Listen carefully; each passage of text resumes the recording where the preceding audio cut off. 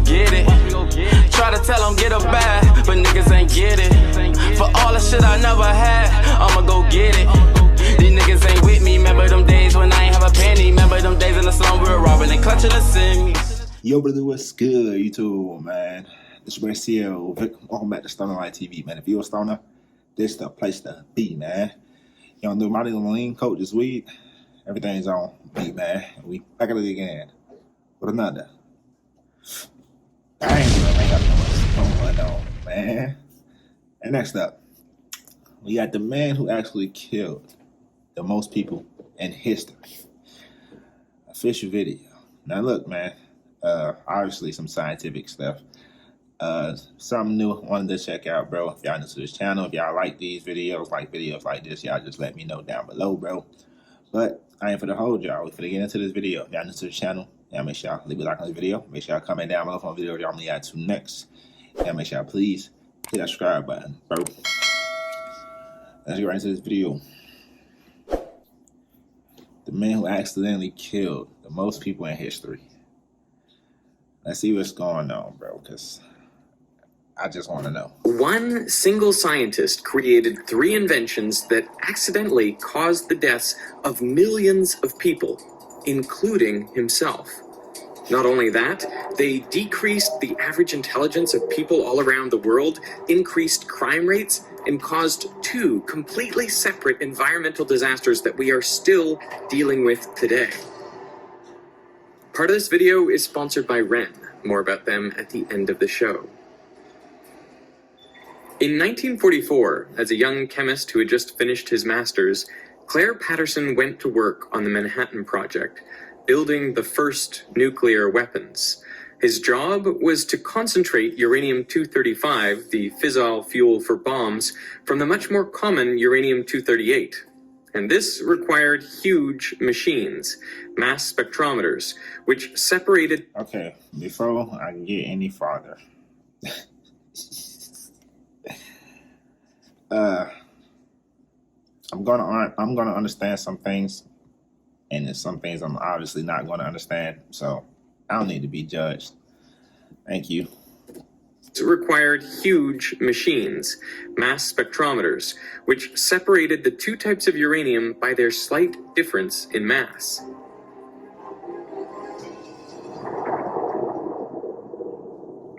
After the war, Patterson went back to grad school to get his PhD. He picked a research project that would take advantage of his experience with mass spectrometers, measuring the age of the Earth. Radioactive rocks are effectively clocks. Uranium-238, for example, decays into thorium, and then protactinium, and then 12 more decays, until it ends up as lead-206, which is stable. The rate of this decay is consistent and can be measured. It takes 4.5 billion years for half of a sample of U-238 to decay into lead-206. Patterson's PhD project was to determine the age of the Earth by measuring the ratio of uranium to lead in primordial rocks. But to calibrate his instrument, first he used zircon crystals whose ages were known.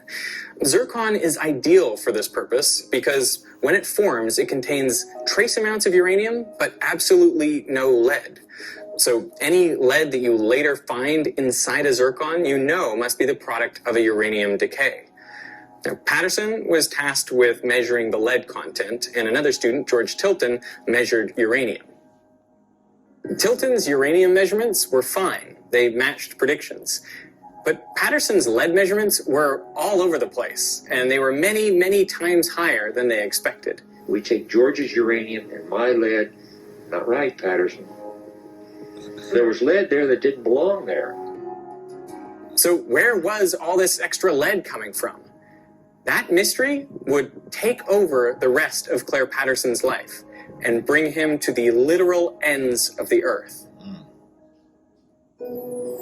In 1908, a woman was driving across the Belle Isle Bridge in Detroit when her car stalled. A passing motorist stopped to help. In those days, cars needed to be hand-cranked to start. He knelt down and turned the crank, and the engine roared to life, a little too suddenly. The man couldn't get out of the way, The crank handle hit him in the face and broke his jaw. He died as a result of his injuries. His name was Byron Carter. Damn. That's crazy. He was the founder of his own car company, so he was well connected in the Detroit auto scene. He counted among his close friends the founder of Cadillac, Henry Leland. Leland was so distraught over his friend's death that he resolved to eliminate hand cranks from his vehicles. Leland hired Charles Kettering to create a self-starting car, and by 1911, he had a working prototype. Hand cranking was difficult and dangerous, and best left to men. But a car that started itself changed everything. The world's first crankless car was the Cadillac Model 30. It was much more powerful than cars before it. It had a top speed of 45 miles per hour and 40 horsepower, double the Ford Model T. The Model 30 was a huge success for Cadillac, doubling the company's annual sales. Right. But it had a problem. It was deafeningly loud. In internal combustion engines, a piston compresses the fuel-air mixture, which is then ignited by a spark from the spark plug. The expanding hot gases push the piston back down. The problem with the Model 30 engine was it compressed the fuel-air mixture more than previous models. So much, in fact, that often the fuel would spontaneously combust before the spark from the spark plug. So rather than orderly, perfectly timed explosions, you'd get multiple haphazard combustions leading to turbulent pressure waves inside the cylinder. The resulting sound led the problem to become known as engine knocking. Knocking wasn't just hard on the ears, it hurt the engine's performance. It reduced power output and lowered fuel efficiency. The vibrations also damaged the piston and walls of the cylinder, shortening the life of the engine. The good news was that engine knocking could be corrected by changing the fuel. Different fuels can withstand different levels of compression before detonating. N-heptane, for example, will spontaneously combust under only a little compression. Isooctane, on the other hand, can withstand a much higher compression ratio before it auto-ignites, so it's much less likely to cause knocking. To quantify how much compression a fuel can withstand, scientists came up with the Octane Rating system. They arbitrarily set isooctane to have a rating of 100 and N-heptane a rating of 0. Now, real fuels aren't made up of only these two ingredients. They're a mix of lots of different hydrocarbons, but the octane rating tells you what mixture of octane and heptane gives equivalent performance. For example, 98 octane fuel can withstand the same compression as a mixture of 98% octane and 2% heptane. Now, I'm going to take a little bit of 98 octane fuel and put it in this piston, and when I compress it, nothing happens, which is exactly what you'd expect. This fuel can withstand a lot of compression. Diesel has an octane rating of 20, so it acts like a mixture of 20% isooctane and 80% N-heptane. If I put a little bit of diesel in there, let's see what happens with the same compression ratio.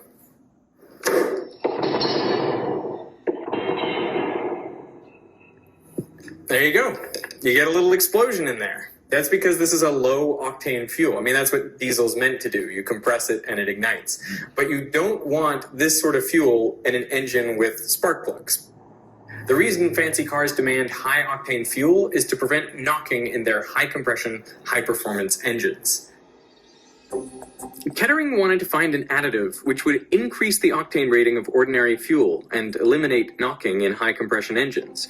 So he hired 27-year-old engineer Thomas Midgley Jr.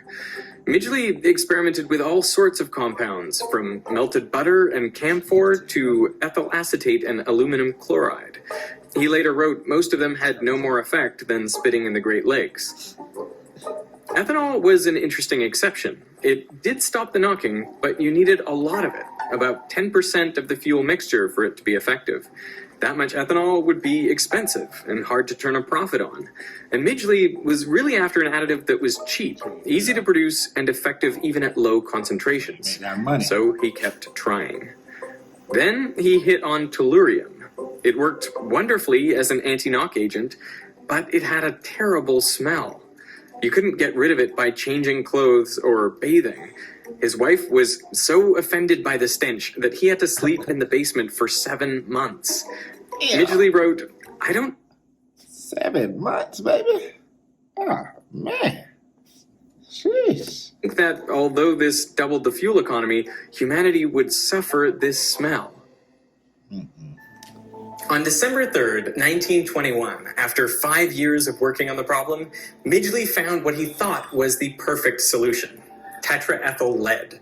That's a lead atom right there in the center. This additive was exactly what he was looking for. It stopped the knocking, it didn't smell, it was cheap to produce and readily available. Best of all, you only needed 1 part in 1,000 for it to be effective. In a call to Kettering, Midgley said, "Can you imagine how much money we're going to make with this? We're going to make $200 million, maybe even more." That is over $3 billion in today's dollars. Now, for his discovery, the American Chemical Society gave him the prestigious Nichols Award, and they asked him to do a series of public talks, but Midgley declined. He and Kettering patented the process for making tetraethyl lead, and they called their new additive ethyl, perhaps so it might be confused with another common additive, ethyl alcohol. They made no mention of lead. Then they teamed up with 3 of America's largest corporations, General Motors, DuPont, and Standard Oil of New Jersey, to form the Ethyl Corporation. Facts. Their marketing was brilliant. No man can look at the amazing record of accomplishment here in this research division without confidence that these men are going ahead with an eye to the future, looking for new facts and principles which will make things better and make life easier for all of us.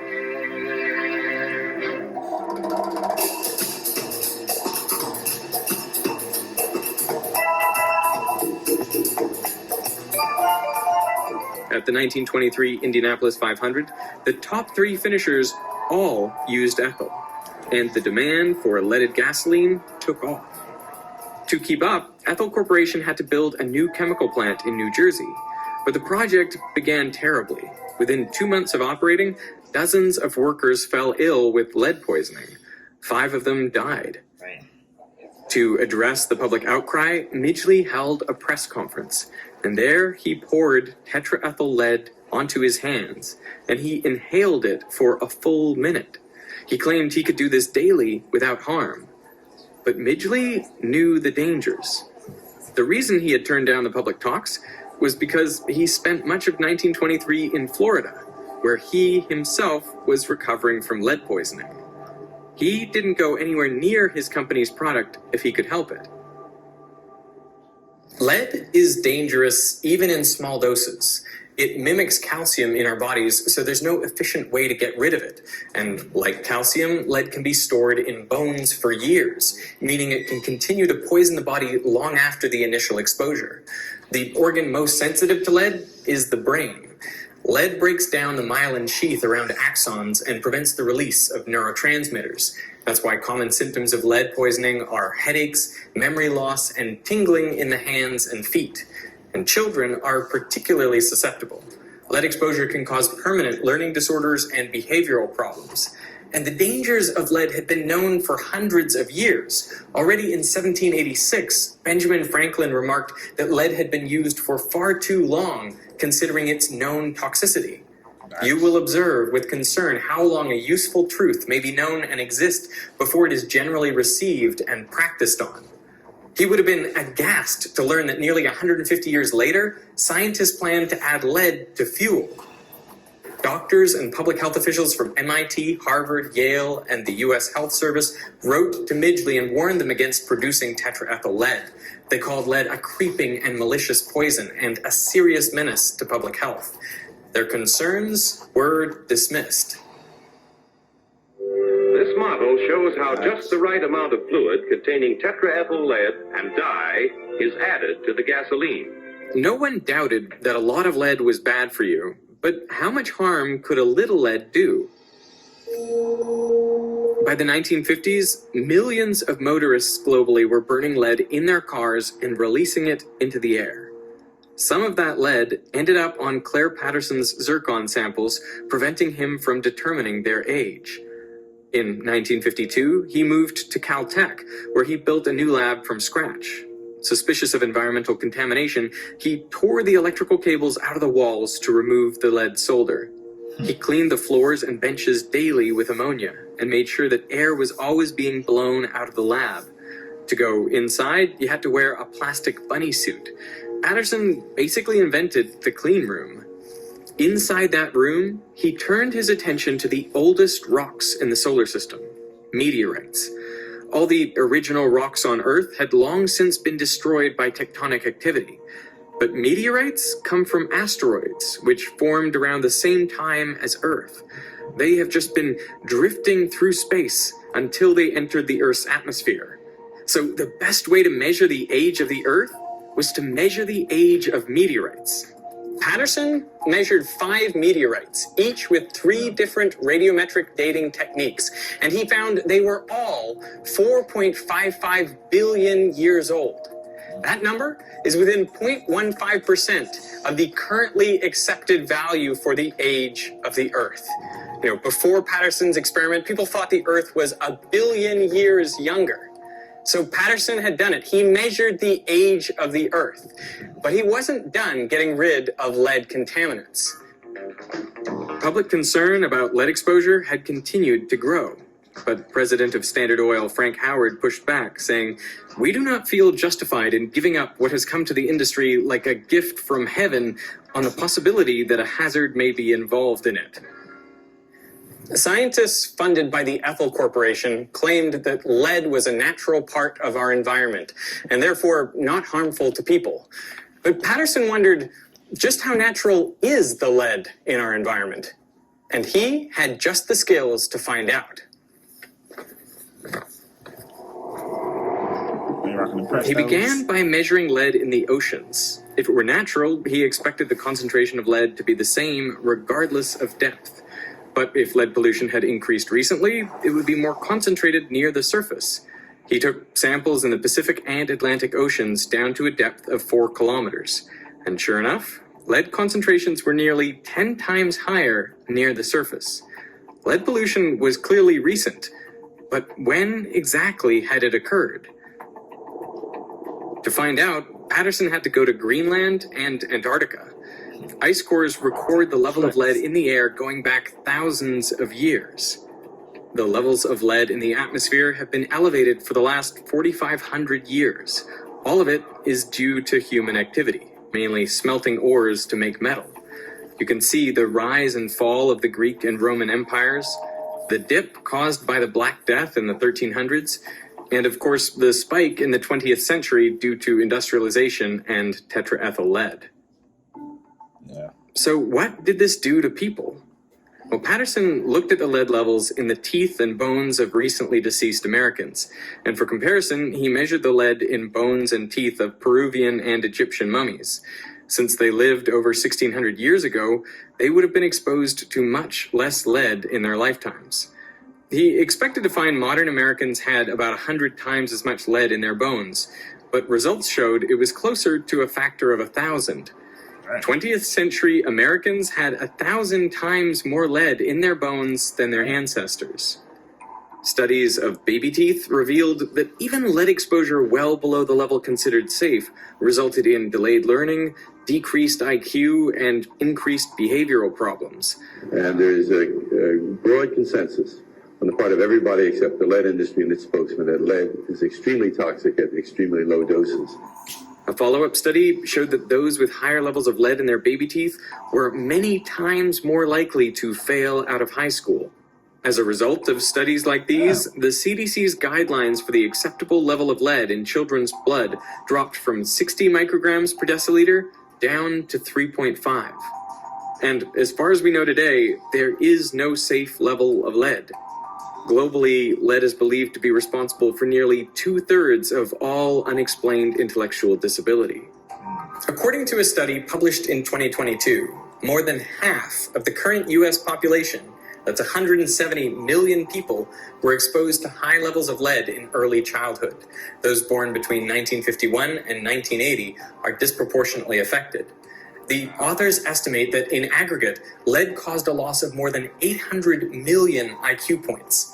The world is less intelligent today because of leaded gasoline. But there are even more troubling correlations. The US saw a steady rise in crime from the 1970s to the 1990s. Then it abruptly declined. This graph looks eerily similar to a plot of preschool blood lead levels, just offset by 20 years. The obvious question is, did kids who were exposed to higher levels of lead grow up to commit more crimes than they otherwise would have? You might think this is just a spurious correlation, but the same pattern appears in many countries, including Britain, Canada, and Australia. And we know there's a causal connection between lead exposure and antisocial or violent behavior. A study of 340 teenagers found that those who were arrested were 4 times as likely to have elevated lead in their bones than similar demographic controls who didn't have run-ins with the law. Now, this doesn't mean that lead is responsible for all of the increase in crime, but it's very likely responsible for some of it. Now, it's tough to estimate the precise death toll of lead. One of its lesser-known effects is a hardening of the arteries, leading to increased cardiovascular disease. A study from 2018 found lead was likely responsible for 250,000 heart disease deaths per year in the US. Assuming a constant rate over the past century, that amounts to 25 million deaths in the US alone. Globally, the figure may approach 100 million. Most of those deaths are due to Midgley's decision to put lead in gasoline, a substance he knew firsthand was toxic, but he did it anyway to maximize profits. And the problem is not over. Current estimates of deaths caused by lead range from 500 to 900,000 per year. The 2020 UNICEF report warns that 1 in 3 children globally, that's over 800 million children, have blood lead levels at or above 5 micrograms per deciliter. A lot of this lead now comes from batteries and industrial processes, but some is still due to Midgley's invention. Now, after Midgley's success with ethyl, he was put in charge of another engineering project. GM wasn't just making cars, but also household appliances. And fridges had a problem. The 2 most common gases used as refrigerants were methyl formate and sulfur dioxide. One is highly toxic, the other is flammable. Midgley was tasked with creating a safer alternative, and in 1928 he developed a non-toxic and non-flammable refrigerant, dichloro-difluoromethane. GM called this new product Freon, and to demonstrate Freon's safety, during the unveiling at the American Chemical Society, Midgley inhaled a lungful of this gas and blew out a candle. In the following decades, CFCs like Freon became very popular and were used as solvents and aerosols. The problem is CFCs are light and stable. When released into the atmosphere, they climb up into the stratosphere, where they can remain for 50 to 100 years.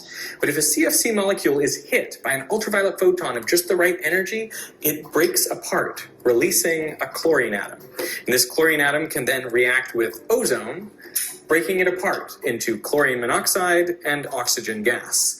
The result was another environmental disaster, the hole in the ozone layer. With less ozone, more UV light penetrates the atmosphere, increasing the rates of skin cancer and cataracts. Plus, CFCs are potent greenhouse gases. Per kilogram, they produce 10,000 times more warming than CO2. The historian John McNeill wrote that Midgley had more impact on the atmosphere than any other single organism in Earth's history. An agreement to phase out CFCs, the Montreal Protocol, went into effect in 1989, and the ozone layer is now showing signs of recovery, although it'll take many more decades to fully recover. In 1940, at the age of 51, Midgley contracted polio and became physically disabled. So to help him get up, he devised a mechanical bed controlled by a series of ropes and pulleys. On November 2nd, 1944, while using the contraption, he became tangled in the ropes and died of strangulation. Thanks to the work of Claire Patterson, it became clear that the lead in our environment is not natural. Burning lead in combustion engines spread the toxic element across the planet, into the air, oceans, the snow at the South Pole, and even our bones. Japan was the first to ban leaded fuel in cars in 1986, but other countries soon followed suit. Algeria was the last to do so in 2021. The UN calculates that the elimination of lead from gas saves over 1 million lives per year and $2.45 trillion. But leaded gas is still used, by the way, in piston-driven airplane engines. That's now the largest source of lead emissions into the air in the US. You will observe with concern how long a useful truth may be known and exist before it is generally received and practiced on.